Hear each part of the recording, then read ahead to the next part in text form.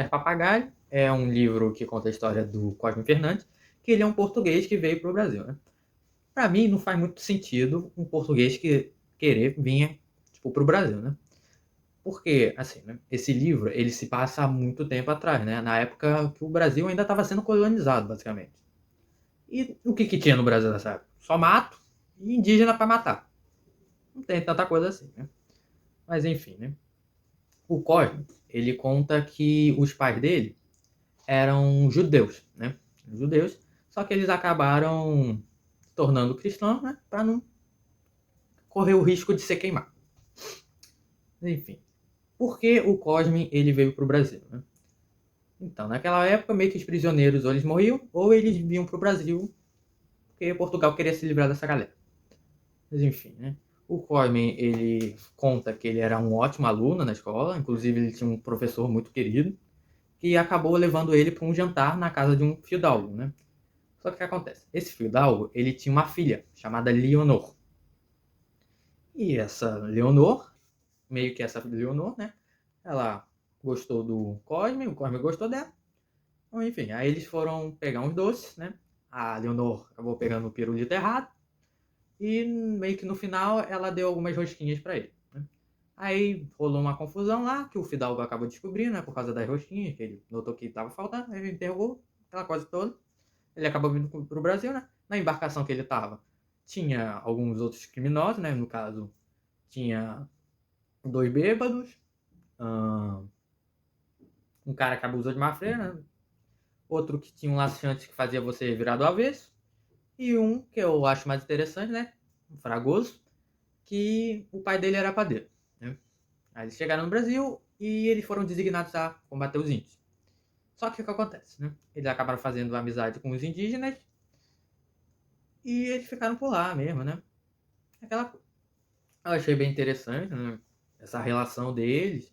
Eu achei interessante o costume dos indígenas, né? Que eles eram meio que canibais, essas coisas. Esse é um livro legal que mostra uma outra visão do Brasil que eu não tinha antes, né? Mas enfim, gostei do livro, né? Tem algumas coisas que hoje em dia, obviamente, seriam horríveis, né? Nem deve falar essas coisas. Mas, basicamente, livro bom. Gostei. E é engraçado a gente ler como ele falava das coisas, como ele falava dos índios, né? E como ele via toda a situação, porque a gente vê como que era a visão de um homem daquela época. E ele, né, sendo um personagem tão importante na história do descobrimento do Brasil.